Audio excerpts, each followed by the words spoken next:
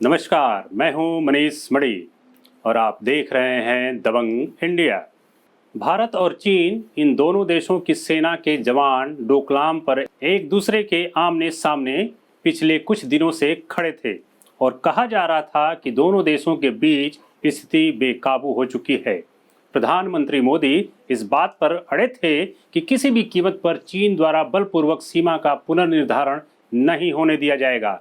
वहीं दूसरी तरफ वो ये भी चाहते थे कि इस तनावपूर्ण माहौल को शांतिपूर्ण निपटा लिया जाए ताकि युद्ध की संभावना पे विराम लग सके। विदेश मंत्रालय को इस संबंध में आधिकारिक तौर पर बोलने की इजाजत दी गई।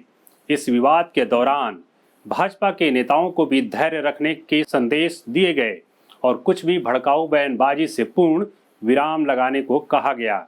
इस बीच 5 जून को लद्दाख में भारतीय जमीन पर कब्जा करने की आक्रामकता और युद्ध जैसा माहौल पैदा करने के बाद चीन की पीपुल्स लिबरेशन आर्मी को लद्दाख गलवान घाटी से करीब 2 किलोमीटर पीछे हटना पड़ा, जिसके बाद भारतीय सेना ने भी अपनी जगह से 1 किलोमीटर पीछे चली गई। भारत की रणनीति से ड्रैगन को झुकने को मजबूर होना पड़ा।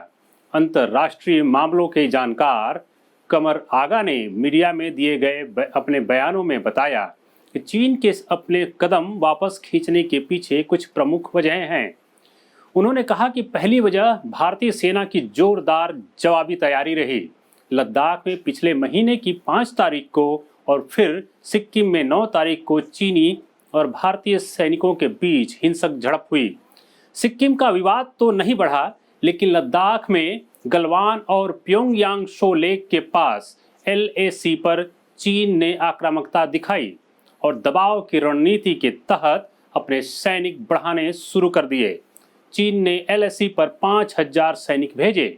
चीन की इस नापाक हरकत के जवाब में भारत ने भी चीन को जवाब देने के लिए LAC पर अपने सैनिक बढ़ा दिए और चीन की बराबरी में हथियार, टैंक और युद्धक वाहनों को भी इस इलाके में तैनात कर दिया गया।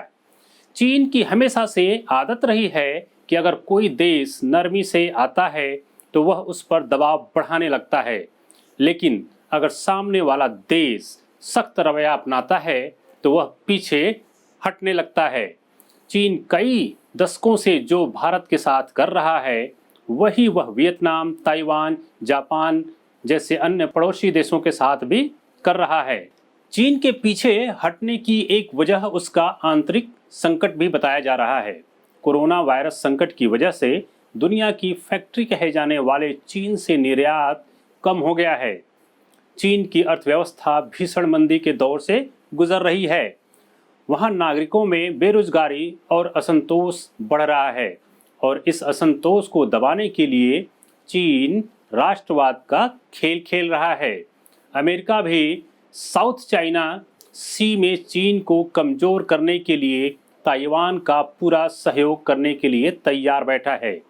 चीन ने अरबों डॉलर खर्च करके बेल्ट एंड रोड परियोजना शुरू की, लेकिन उससे उसे कोई फायदा होता दिखाई नहीं दे रहा है, जिसके कारण चीन में आंतरिक दबाव बढ़ता जा रहा है। चीन का पीछे हटने का एक कारण अमेरिकी राष्ट्रपति डोनाल्ड ट्रंप के द्वारा दुनिया के ताकतवर देशों के ग्रुप G7 में भारत को शामिल करने के संकेत दिए हैं। वहीं जापान, ऑस्ट्रेलिया, वियतनाम और ताइवान भी चीन की विस्तारवादी नीति का लगातार विरोध कर रहे हैं। इस समय चीन चौतरफा घिरा हुआ है। चीन अपने को जितना भी ताकतवर और आक्रामक दिखा ले, भारत से युद्ध का खतरा मोल नहीं ले सकता। चीन की मजबूरी ये भी है कि वह भारत के विशाल बाजार को खोना नहीं चाहता। चीन अपने देश की अर्थव्यवस्था को कमजोर नहीं करना चाहता। वह जानता है कि भारत में अगर उसका सामान बिकना बंद हो गया तो वह सड़क पर आ जाएगा। चीन में नौकरियों का अकाल हो जाएगा और चीनी जनता अपनी सरकार के खिलाफ विद्रोह कर बैठेगी। चीन की सभी सामरिक शक्तियां धरी की धरी रह जाएंगी। कोरोना के लिए पूरी दुनिया चीन को जिम्मेदार पहले से ही बता रही है। चीन की साम्राज्यवादी नीतियों के खिलाफ दुनिया के तमाम देश इस समय चीन के विरोध में खड़े हैं। एक वजह यह भी है जिसके चलते चीन को भारत के खिलाफ लद्दाख में अपने रुख में नरमी लानी पड़ी। इस कोरोना काल में हर देश की तरह चाइना में भी परिस्थिति बहुत ही डावाडाल हो गई है। वहाँ एक्सपोर्ट बंद हो गए हैं। उसका कारण ये है कि डिमांड दुनिया के देशों से कम हो गई है, जिसके परिणाम स्वरूप चाइना की फैक्ट्रियां बंद हैं, कोई प्रोडक्शन नहीं हो रहा है, जिसकी वजह से करोड़ों करोड़ों नौकरियां चाइना में भी चली गई हैं, जिसके परिणाम स्वरूप वहां बेरोजगारी के खिलाफ लोग आवाज उठाने को तैयार बैठे हैं। विद्रोह न हो जाए इसलिए चाइना यह आक्रामक कंडीशन पैदा कर रहा है। लद्दाख में सैन्य प्रदर्शन दिखा रहा है, वो वही है जिससे राष्ट्रवाद चीन में पैदा हो सके और लोग बेरोजगारी को भूलकर राष्ट्रवाद की तरफ उनका ध्यान चला जाए। चीन यही करना चाहता है और अपने देश में यही दिखाना चाहता है कि बेरोजगारी सेकेंडरी है, पहले राष्ट्रवाद। भारत के खिलाफ वो एक साजिश भी कर रहा है, क्योंकि उसकी साम्राज्यवादी नीति हमेशा से यही रही है। उसके बढ़ते हुए प्रभावों को देखते हुए यह जरूरी हो गया है कि दुनिया के तमाम देशों के साथ साथ भारत को भी चाइना के खिलाफ कड़े से कड़े रुख को अपनाना होगा। यह जरूरी नहीं कि सब कुछ सरकार ही करे, कुछ काम इस देश की जनता भी कर सकती है। चीन के सामान को खरीदना बंद करें, जिससे कि इस ड्रैगन को उसकी औकात दिखाई जा सके। चीन वह दो मुहा सांप है जिस पर कभी भी विश्वास नहीं किया जा सकता। आज बस इतना ही।